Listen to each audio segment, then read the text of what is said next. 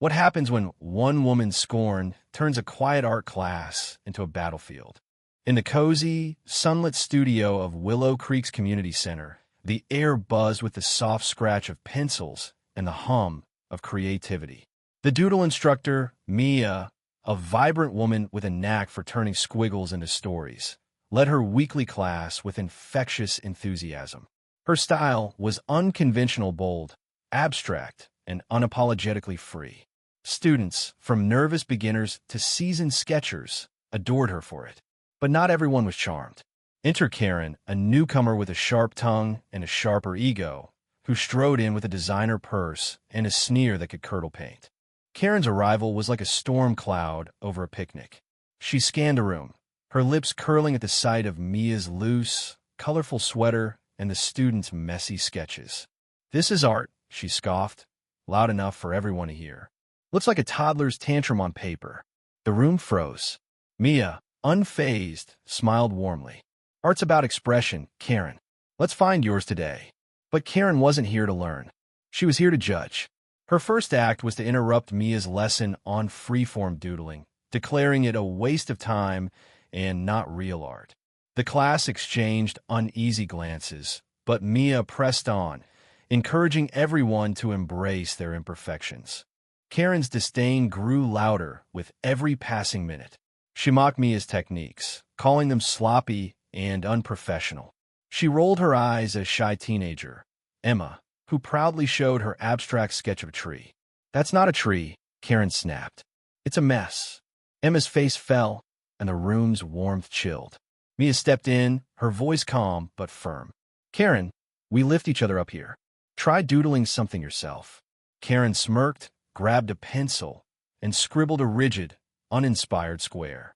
"There, that's art," she said, tossing the pencil down. The class was silent, but the tension was deafening. Then came the twist no one saw coming. A quiet older man, Mr. Thompson, who'd been sketching in the corner, spoke up. He was a retired art professor, a fact he'd kept to himself until now. "Karen," he said, his voice steady, "art isn't about perfection. It's about courage. Mia's teaching us to be brave. What are you teaching us?" The room turned to Karen, whose confidence faltered. Mr. Thompson held up his sketch, a stunning, intricate doodle of a cityscape, born from Mia's sloppy techniques.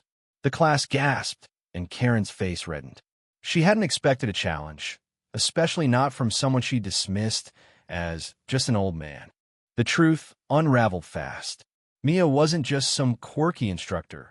She'd studied under renowned artists and chosen to teach in Willow Creek to inspire everyday people. Her messy doodles were deliberate, rooted in art therapy principles that help students like Emma overcome self-doubt. Karen, it turned out, had no art background, just a habit of tearing others down to feel superior. Her insults weren't about Mia's teaching. They were about her own insecurities. She joined the class not to learn, but to dominate, expecting her loud voice to make her the star. Instead, she was becoming the villain. The confrontation erupted during the next session. Karen, emboldened by her earlier outburst, decided to escalate. She arrived with a plan to expose Mia's fraudulent teaching. Mid-class, she stood, holding a stack of printed articles on proper art techniques, and began a tirade. "This class is a joke," she shouted, tossing the papers onto Mia's desk. "You're scamming these people with your hippie nonsense." The students were stunned, but Mia remained composed. "Karen, if you don't like my methods, you're free to leave. But don't ruin this for others." That's when Karen crossed the line. In a fit of rage, she stormed through the studio, knocking over easels, spilling paint, and tearing sketches off the walls. "This is garbage," she screamed, crumpling Emma's tree drawing. The class erupted in chaos. Students rushed to save their work, and Mr. Thompson stood protectively in front of Mia. But Mia didn't need protecting. She stepped forward, her voice cutting through the noise. "Karen, you're not destroying art. You're destroying yourself." The room fell silent. Karen's rampage had turned her into a spectacle, but not the kind she'd hoped for. The students, inspired by Mia's calm strength, began to fight back, not with anger, but with creativity. Emma, tears in her eyes, picked up her crumpled sketch and started redrawing it, bolder than before. Others joined her, turning Karen's destruction into a rally for resilience. Mr. Thompson handed out fresh paper, murmuring, "Let's make something beautiful out of this." Karen's downfall was swift and poetic. The class, united, began creating a collaborative mural on the studio's largest canvas. Each student added a doodle, a splash of color, a piece of their heart. Karen, ignored and irrelevant, watched as her chaos was transformed into something extraordinary. The mural became a tribute to Mia's Chinga chaotic, vibrant masterpiece that screamed defiance. Karen's name wasn't mentioned, but her actions were immortalized in the mural's title, scrawled in bold letters, "The Ugly Muse." Humiliated, Karen grabbed her purse and stormed out, dropping the class for good. The students didn't cheer or jeer, they simply kept drawing.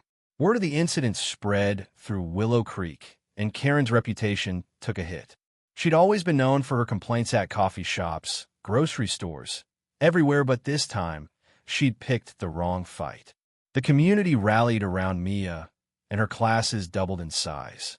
Emma's new tree sketch won a local art contest, and Mr. Thompson became a regular guest speaker, sharing his wisdom with a class that now felt like family.